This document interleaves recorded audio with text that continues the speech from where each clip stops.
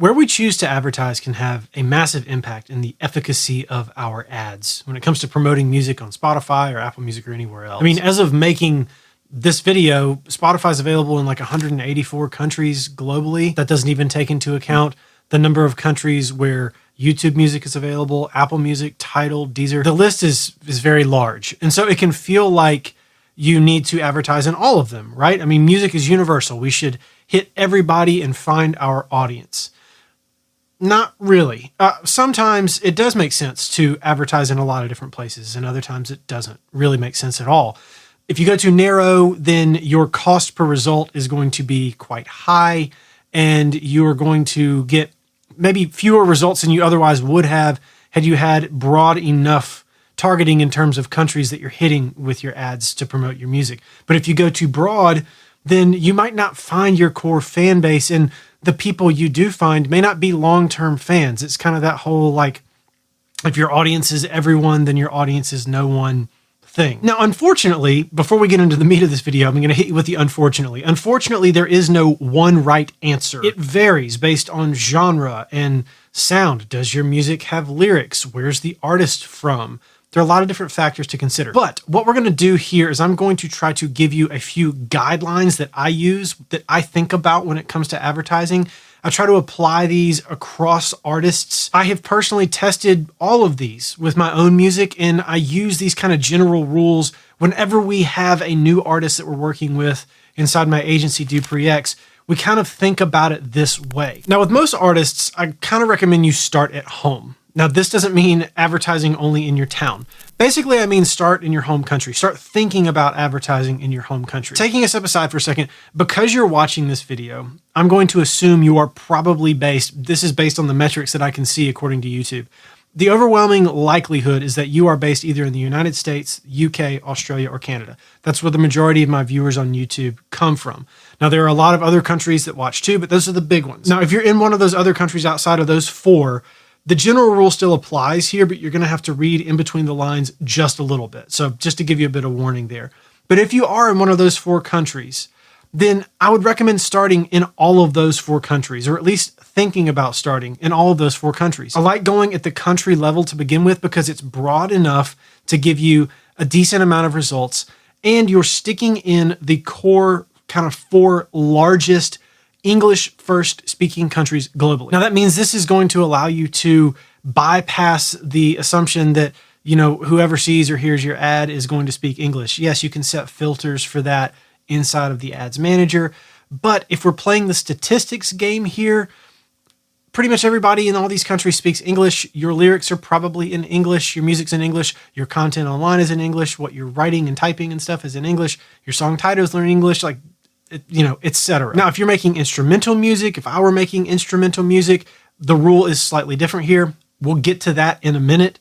Right now, focusing on songs with lyrics and you're making content with English, this is a core reason. But there's also the second part to consider, and that is monetizing and building a long-term fan base. Now, if you're after the sort of, let's say, traditional trajectory as an artist, which would include trying to sell merch, trying to build your email list, trying to play shows, which is the best way to market your music. If you're based in the United States, the first shows you play are going to be in the United States. If things go really, really well and you end up touring across the country and you expand internationally, the first two places you're going to go are going to be Canada and Mexico because they're just right across the border. And we'll get to Mexico in a minute.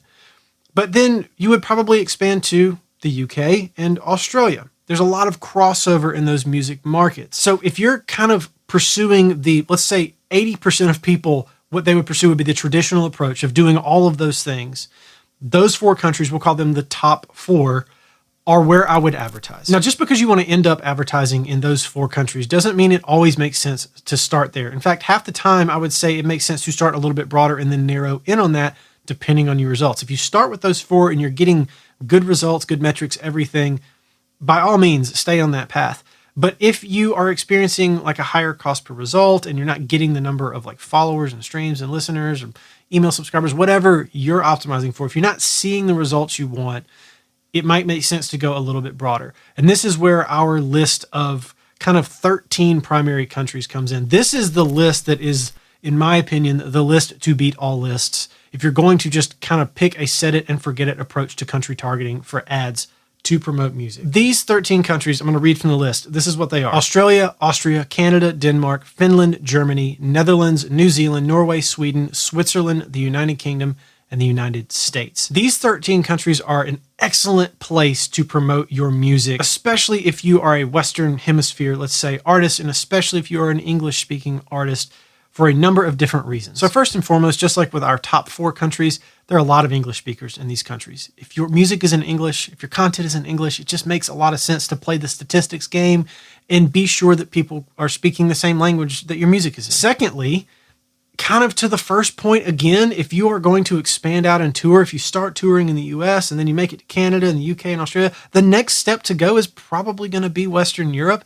And these countries are predominantly in Western Europe and Scandinavia. Like, it's hitting a tour bus tour in those countries is kind of like traveling across states in the United States of America. It's going to be easier to route a tour in all of those locations, or a lot of those locations, than it is to like jump from Netherlands to like Malaysia, right? It just makes more financial sense. It makes more routing sense and scheduling sense from a touring perspective. Thirdly, these countries all have a relatively high payout per stream on streaming platforms, most notably Spotify. Now, obviously, Spotify's payouts are pretty low to begin with, but in terms of ranking the countries by their payout per stream, all of these countries are towards the top of that list, which means you're going to get more financial return for your efforts and investment in trying to get listeners and streams on these platforms. They're also just more likely to probably be streaming your music in the first place because of point number 1. And then fourthly, and lastly, for this little section of the video,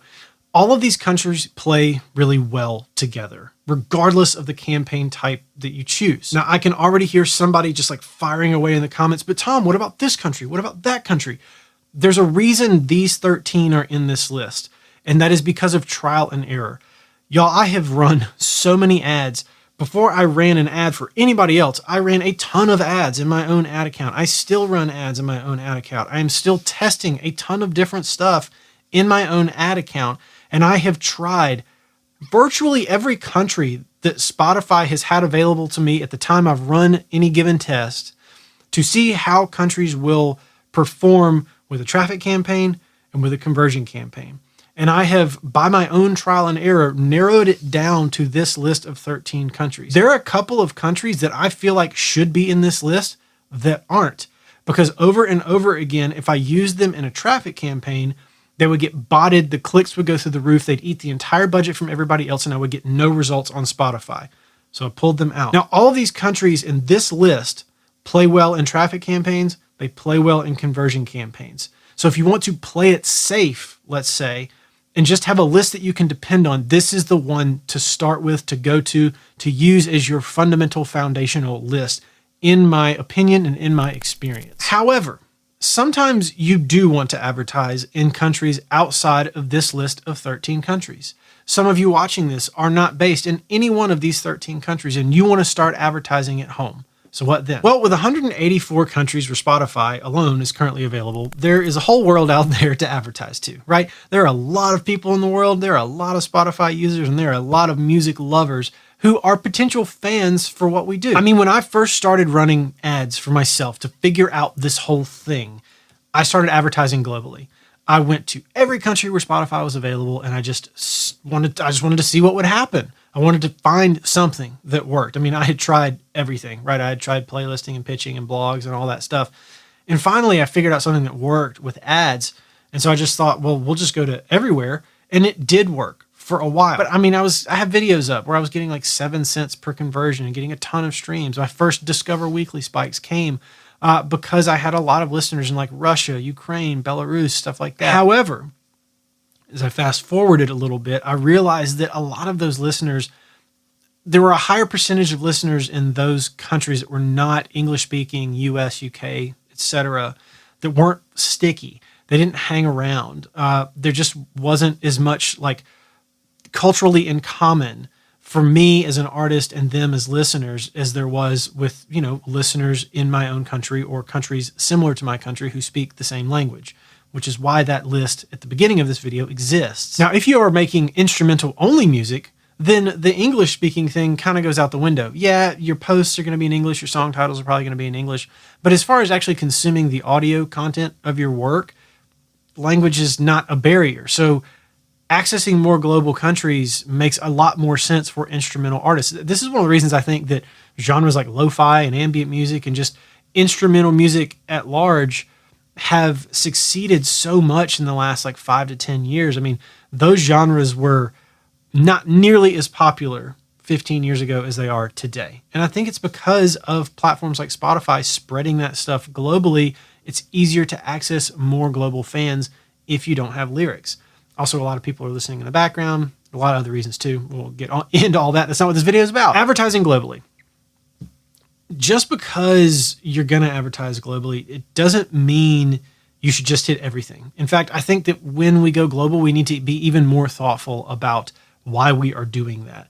The whole like spray and pray approach that worked 3 or 4 years ago, I don't find that as effective anymore. I mean, going global can be a nightmare if you don't add the correct countries for the correct reasons. So for me, whenever I do choose to go global, I try to be even more thoughtful about which countries I'm targeting and why. So countries like Brazil and Mexico, Indonesia, Thailand, stuff like that, like you're going to get a much lower cost per result in those countries. You're also going to get a much lower payout per stream, sometimes fractions of what you might make in the US or the UK. So you want to be thoughtful about which countries you're hitting. So like, for example, you want to make sure that there is a fan base for your genre in that country. Like if you're a rock band and you want to advertise in, say, Brazil, and there's no rock infrastructure there aren't rock fans there. There are rock fans in Brazil. But if they're not, hypothetically speaking, then it doesn't make a lot of sense for you to advertise there.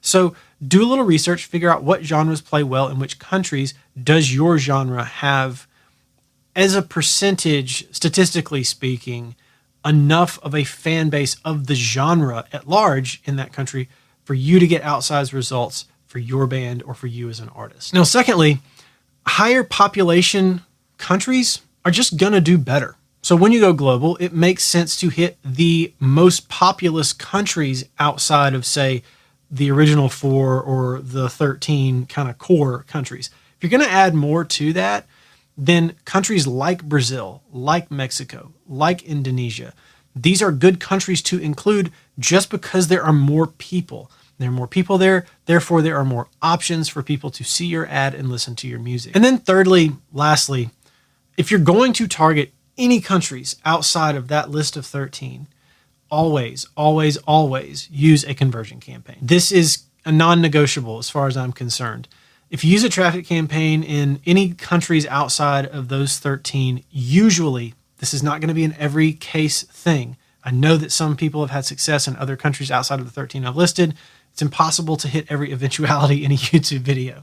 But more often than not, if I've added any countries outside of those 13 to a traffic campaign, they eat up all the budget and I don't get results. They end up getting botted, basically. If you're not familiar with what getting botted means in an advertising context, there are little programs out there that other advertisers will use to click on ads and drive up the ad spend, thereby decreasing the competition for ad space for their ads. Basically, it removes the chess piece from the board so their ads can get shown more quickly. It is somehow cost effective for them to do this. It's sturdy, but it's real. So use conversion campaigns if you're going to advertise globally. It's the best advice I can give you. If you've made it to this point in the video and you remember one thing, please just remember that. You will save yourself a ton of heartache. So I hope that gives you a little bit of insight into how I think about targeting different countries globally with ads to grow my artist profile on Spotify. Now, if you enjoyed this video and you want to go deeper with topics just like this every single week, then I hope you'll subscribe to my newsletter, The One Thing. Every week I send out one thing to help you improve your marketing and expand your audience to succeed as an independent artist. So if you do want to subscribe to that, I'll leave a link to do so in the description of this video. And if you don't want to subscribe yet, you're not sure, but you do want to read previous issues of that newsletter, you can read all of those at that link as well. So that's it for this one. As always, thank you for watching, and I will catch you on the next one. Peace.